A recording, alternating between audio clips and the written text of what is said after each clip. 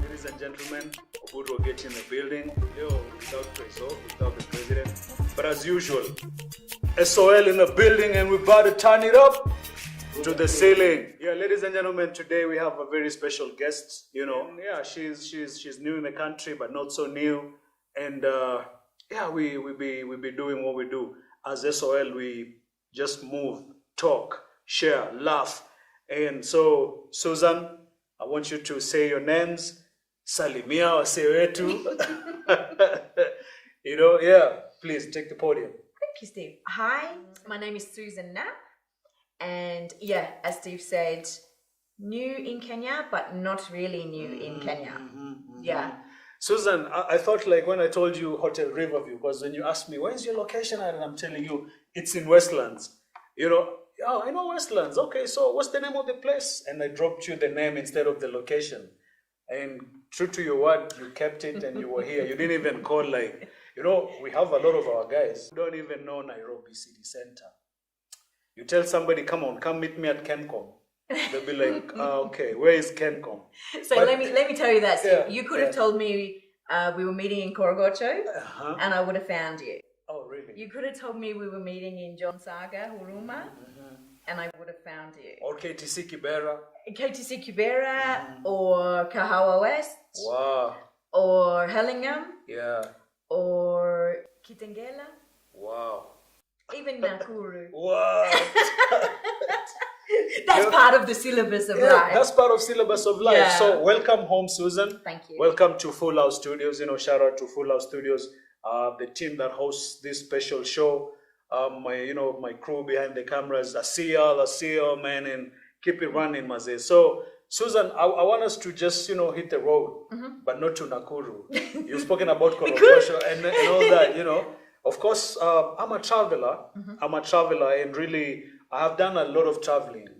I don't want to say where, but of course, for those guys who've been watching my stories and people who've been following me since day one, today I'm here, today I'm there. What brings you to Kenya?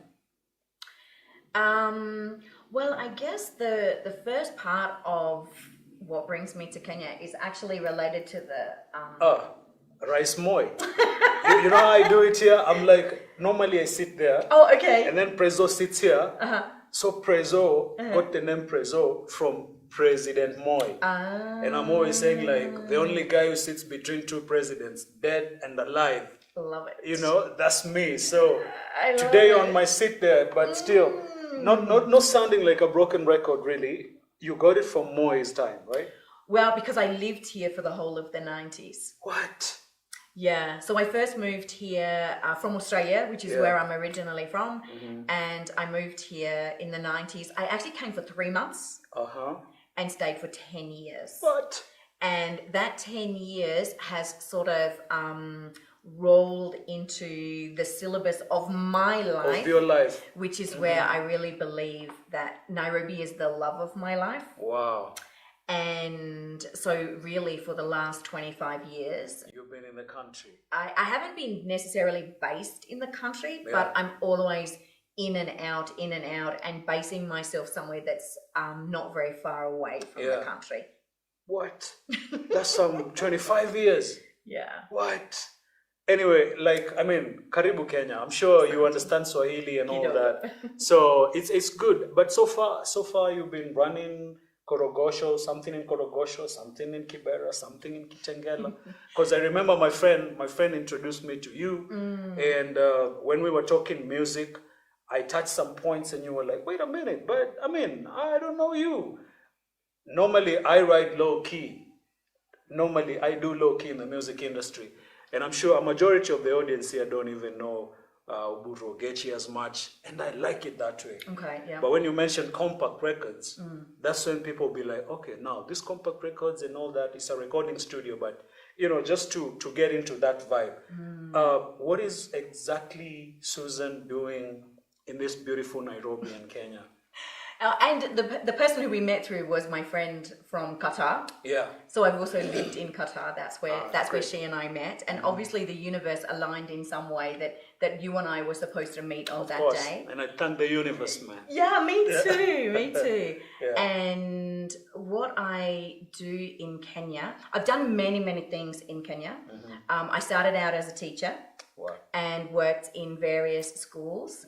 And then most recently, and part of the reason why I'm here in Kenya is because in 2019, my 4 children and I decided we would build 2 schools in Kenya. Wow.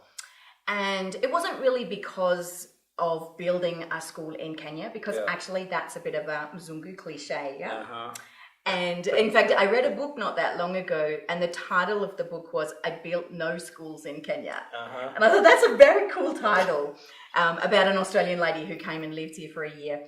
But we built these 2 schools in resource poor communities, and it was actually inspired because I'd lived away from Australia for such a long time. Yes. Moved back to Australia about 5 years ago, and discovered that we have what I call an epidemic of social poverty.